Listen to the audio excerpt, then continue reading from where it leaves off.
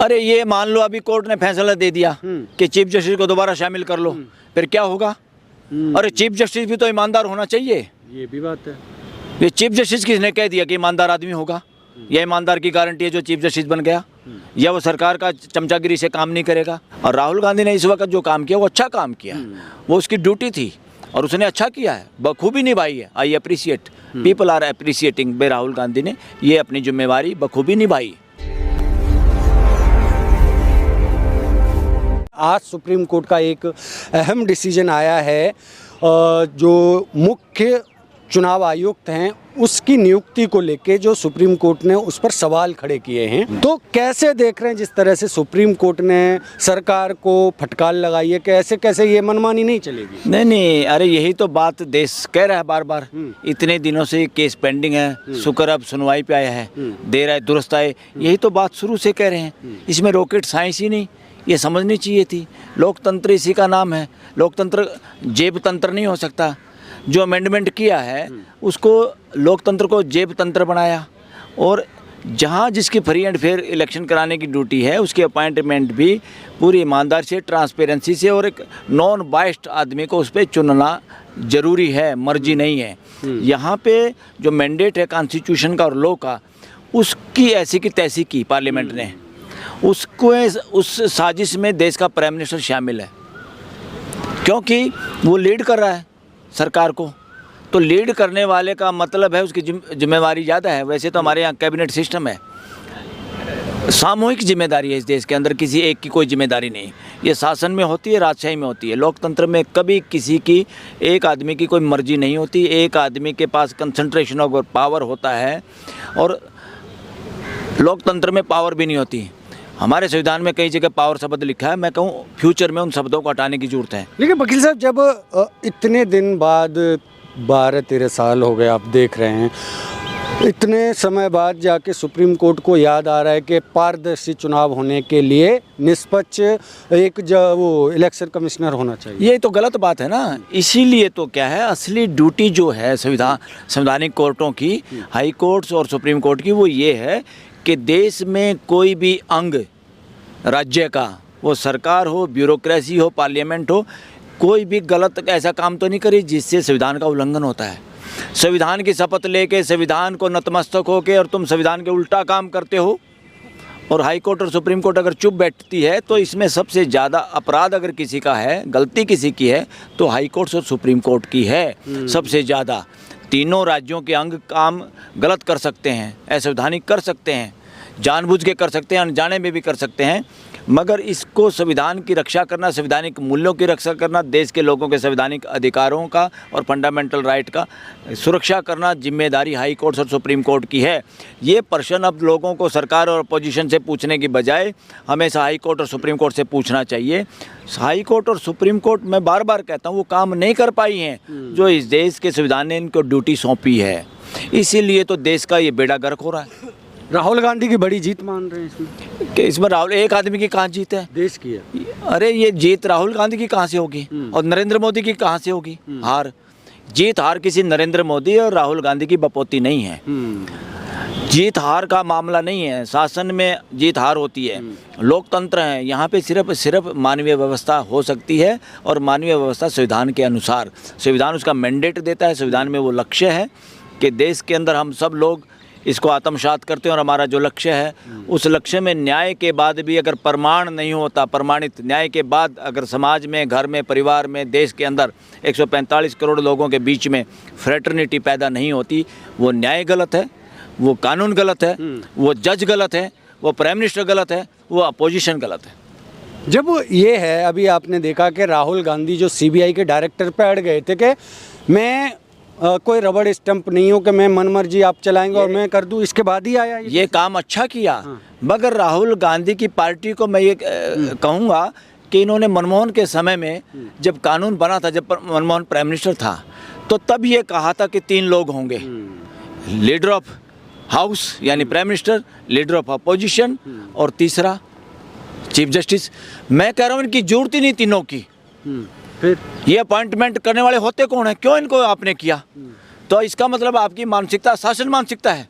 अगर राहुल गांधी की मानसिकता लोकतांत्रिक मानसिकता है, तो खुल के बोले कि अगर हम पावर में आते हैं, यानी हमें जिम्मेदारी देश देता है, सरकार चलाने की रिस्पॉन्सिबिलिटी देता है, तो हम कानून को कमेटी बनेगी देश के ईमानदार लोगों की, वो ऐसे ही ईमानदार लोगों की लिस्ट बनाएंगे अगर सीबीआई डायरेक्टर बनाना है तो, और फिर उन नामों पे जिक्र चर्चा होगी पार्लियामेंट के अंदर, ताकि कोई भी चोर उचक्का ना बन पाए या किसी को सिफारसी चट्टू को, मदारी के बंदर को कोई सीबीआई का डायरेक्टर ना लगा पाए, ताकि उसमें दिलेर और सबसे ज़्यादा ईमानदार लोग ही डायरेक्टर बन पाए।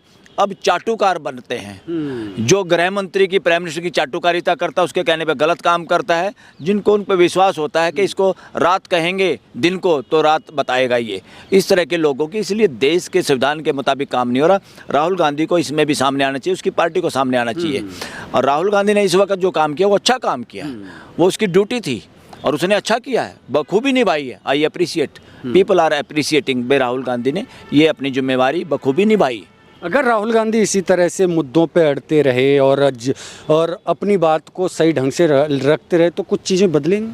अरे भाई, रखनी ही चाहिए। देश में चीज़ें तब नहीं बदलती जब अपोजिशन नालायक होती है, अपोजिशन नपुंसक होती है, नकारा होती है। अपोजिशन के अंदर भी क्या हाल देखोगे, सारी पार्टियां जेबी पार्टियां हैं और वही लोग मंडरा रहे हैं, पुराने घिसे पीटे लोग जिन्होंने बेड़ा गर्क किया इनकी पार्टियों का, वही लोग आज मंडरा रहे हैं।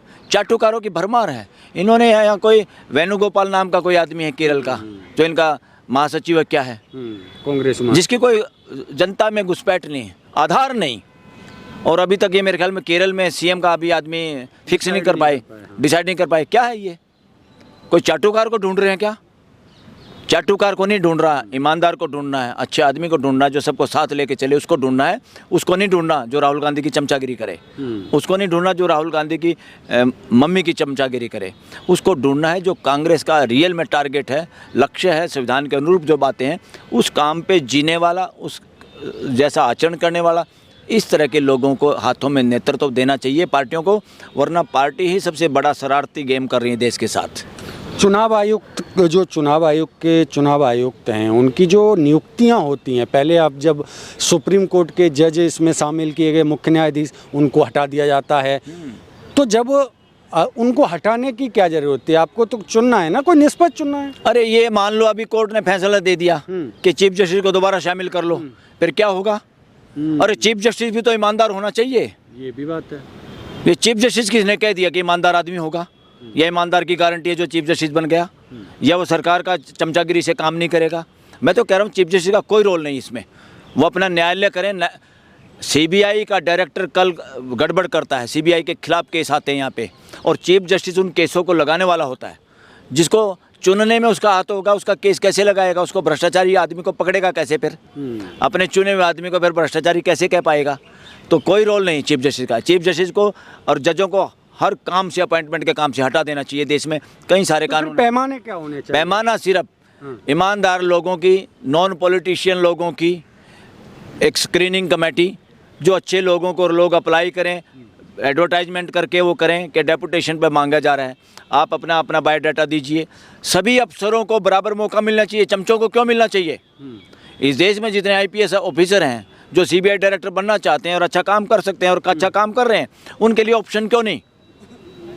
उनको नाम क्यों नहीं अप्लाई करवाना चाहिए? जितने लोगों की एप्लीकेशन आए, स्क्रीनिंग कमेटी उनमें से देखे, उनका रिकॉर्ड चेक करे और उसकी एक लिस्ट बना दे, 5-4 आदमियों की, 3 आदमियों की।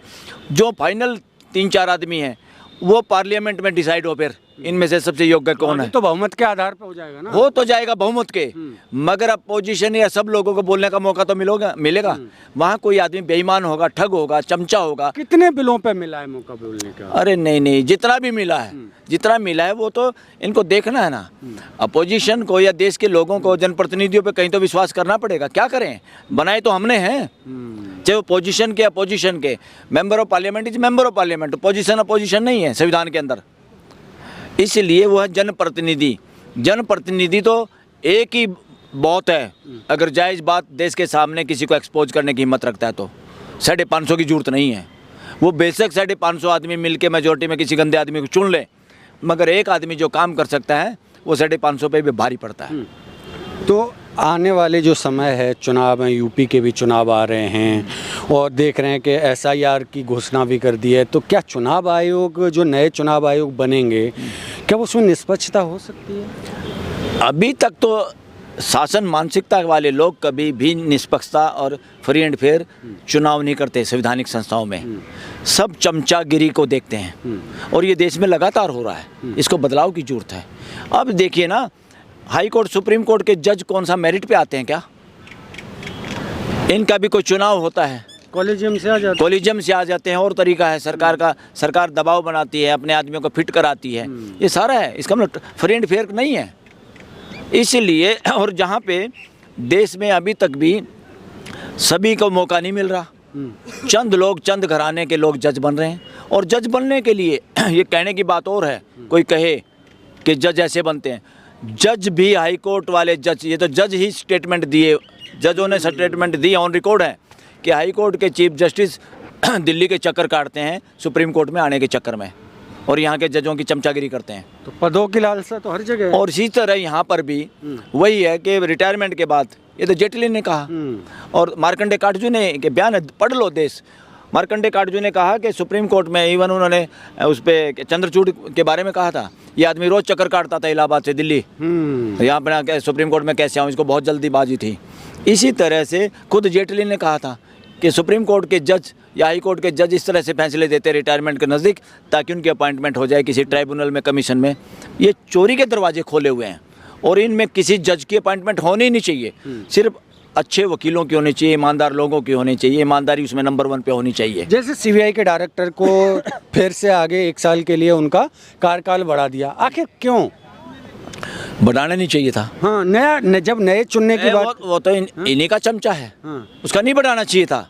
ये एक और बहाना मिल गया इनको कि राहुल ने बात करी तो उसी को बढ़ाने का मौका मिल गया। क्यों बढ़ाया भाई? ईमानदारी से काम क्यों नहीं कर पाए आप लोग?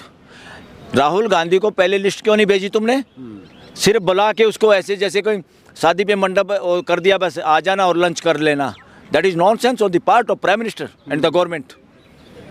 ये प्राइम मिनिस्टर की बदमाशी है देश के प्रति, ये अपराध देश के प्रति है, ये राहुल गांधी के प्रति नहीं है, ये देश के लोकतंत्र के प्रति अपराध है प्राइम मिनिस्टर का। और इसमें चीफ जस्टिस को बोलना चाहिए था, चीफ जस्टिस से पूछना चाहिए प्रेस को कि तुम्हारे को कब से, कितने दिन पहले कागज़ भेजे हैं। अगर उनके वो भी नहीं भेजे तो ये कंटेम्प्ट है जुडिशरी की भी, पूरे देश की अवमानना है। तो ऐसे ही तो है इलेक्शन आदमी अगर राहुल को पहले भेज देते तो पता करके लगा लेते भाई कौन इनमें गलत है कौन ठीक है, या वो कह देते सारे गलत है, तुमने बेईमान लोगों की लिस्ट बनाई है। तो देश के सामने नंगे होने चाहिए। तो चुनाव आयुक्त जो चुनाव आयुक्त हैं, उसका भी तो जो चुनाव होता है, सिलेक्शन होता है, तो ऐसे ही तो होता है ना उसका। बिल्कुल, मैं तो ये कह रहा हूँ सुप्रीम कोर्ट के पास मौका है और आई होप इन तीनों आदमियों को बाहर निकालना चाहिए, तो व्यवस्था डिक्लेयर कर देना चाहिए। अनकॉन्स्टिट्यूशनल है ये। कोई स्क्रीनिंग कमेटी ईमानदार लोगों की हो, वो स्क्रीनिंग करके देश इकट्ठा बैठता है पार्लियामेंट के अंदर, पूरा देश होता है वो। तो यूपीएससी जैसी संस्था के हाथ में दिया जाए। यूपीएससी संस्था नहीं, संस्था को छोड़ो, शॉर्ट लिस्ट करें, उन पर डिस्कस होना हो देश के लिए। पार्लियामेंट में डिस्कस होने से पूरे देश को पता चल जाएगा कौन लोग हैं। पार्लियामेंट में भी पता चले कौन किसका चमचा है, कौन कितना भ्रष्टाचारी है। तो बहुत सारे चोर उचक्के अपना नाम भेजने से बाज आएंगे कि हमें नहीं बनना। बेईमान लोग फिर भागता है, मतलब जनता के सामने जैसे ऑल आउट से मच्छर भागते हैं, तो पार्लियामेंट के सामने जब सबके रिकॉर्ड आएंगे तो काफ़ी भ्रष्ट अधिकारी भाग जाएंगे। ईमानदार लोग हैं जो चमचागिरी नहीं करते नेताओं की, पॉलिटिशियन की, इनकी जी हजूरी नहीं करते, इनके कहने से गलत काम नहीं करते, उन लोगों को फिर मौका मिलेगा, वो देश के सच्चे IPS ऑफिसर होंगे।